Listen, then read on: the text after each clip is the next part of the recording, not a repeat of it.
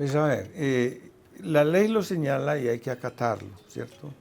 Y ese reconocimiento, lo he explicado varias veces, tiene, digamos, un interés jurídico y político. ¿En qué sentido? En que el Estado, para adelantar negociaciones con grupos irregulares que están delinquiendo, que están atacando a la población civil, pero que manifiestan algún deseo de negociar, pues hay que crearles un, digamos, un margen de maniobra para que esto quede justificado ante la ley. Entonces el reconocimiento de la existencia del conflicto armado facilita el reconocimiento de los adversarios del Estado, de los que se han levantado en armas contra el Estado, para hacer negociaciones y acceder a beneficios de lo que llamamos la justicia transicional. Ahora, otra cosa es que aquí se piense que la justicia transicional es equivalente a impunidad. No, la justicia transicional tiene una filosofía muy importante y es que se facilita la desmovilización de los violentos, pero tiene que haber un castigo sobre delitos de lesa humanidad y crímenes de guerra. Ahora, esos castigos... Eso lo vamos a tocar en un Ah, punto bueno, posterior. ok, entonces dejemos ahí. Sí. Entonces, ¿cuál es el problema? Que yo, siendo columnista, en algún momento pude haber dicho muchas cosas, apreciaciones como ciudadano sobre el conflicto. A raíz de cualquier evento doloroso, uno escribe y hace comentarios. Esos comentarios no son oficiales, son de la persona, son del individuo.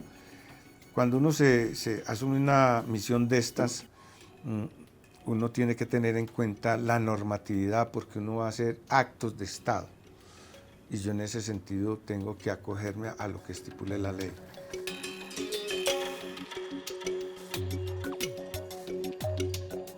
Pero yo no me contentaría con una definición así, a secas, hubo conflicto armado, sino de qué tipo y qué ocurrió durante ese conflicto armado. Un conflicto armado que no llegó a tener categoría de guerra civil. Primero, sería algo adicional a decir. Otros pueden decir que sí hubo guerra civil o que esto es una guerra civil. Segundo, que este conflicto fue altamente degradado por la influencia del narcotráfico y por la práctica sistemática de delitos de lesa humanidad y de crímenes de guerra, sobre todo por grupos paramilitares, por grupos guerrilleros que atacaron a la población civil, básicamente, y por algunos agentes del Estado.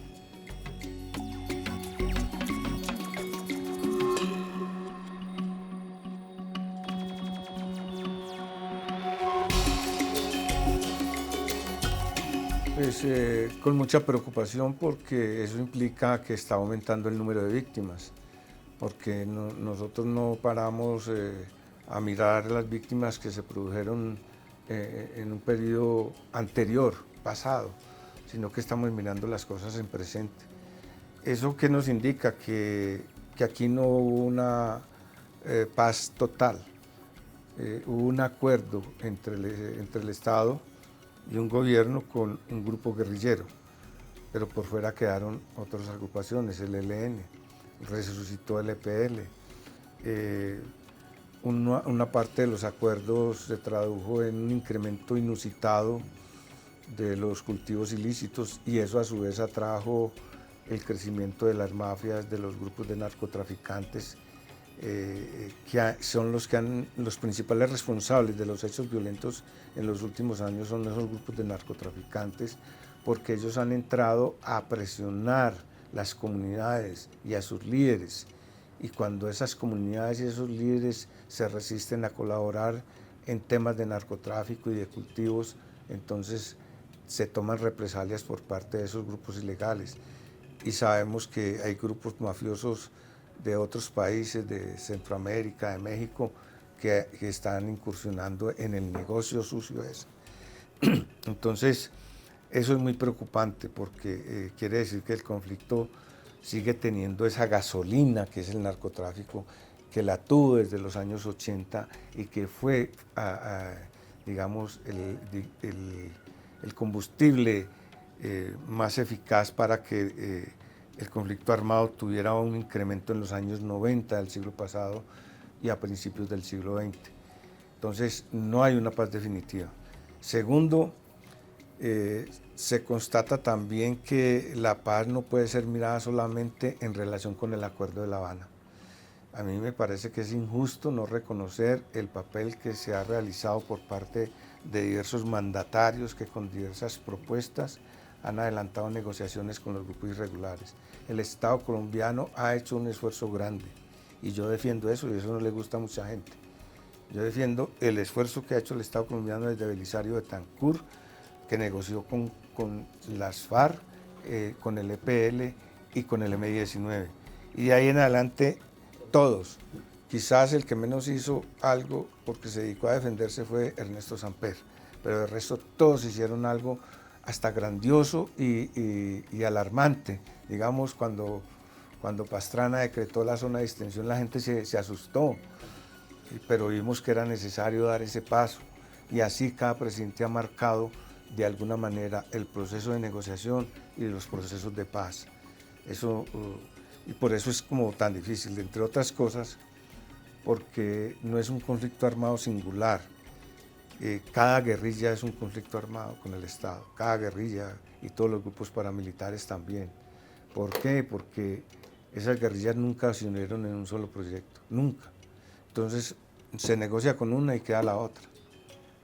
Y eso le da una vitalidad impresionante a la continuidad de la violencia.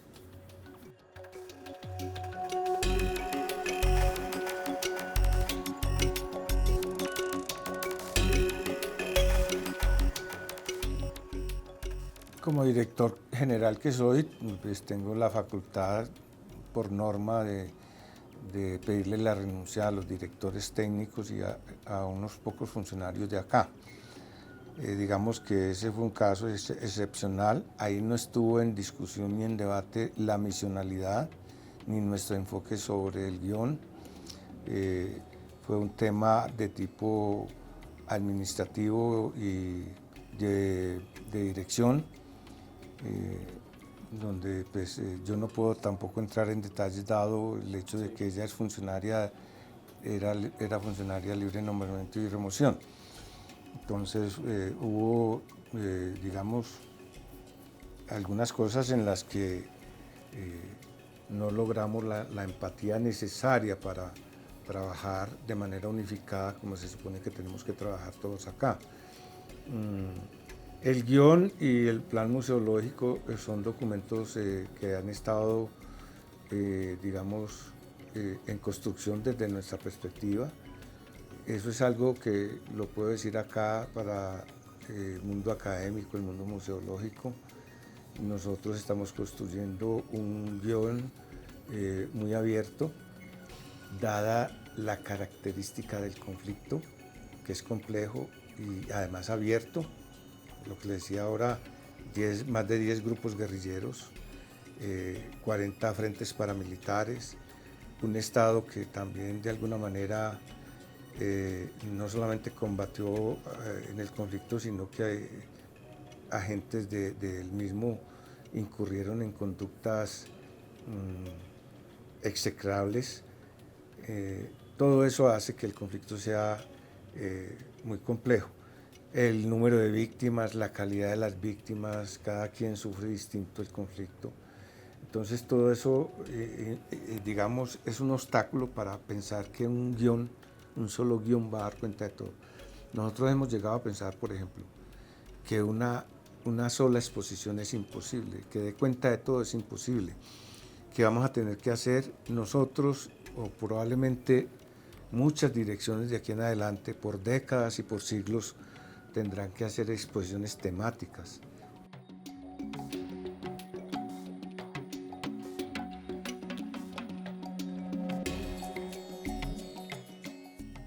A mí no me gusta hablar así, yo soy académico, he sido investigador, no me gusta hablar de líneas rojas ni de dogmas inalterables. Pues yo no puedo, por ejemplo, decirle a los nuevos directores que las cosas son de esta manera o de esta otra y que no se pueden cambiar. ¿Por qué razón? Porque yo no estoy por encima de la ley. La ley es la que le determina a ese director en el futuro o directora, los que vengan, cuáles son sus límites, no los que yo diga.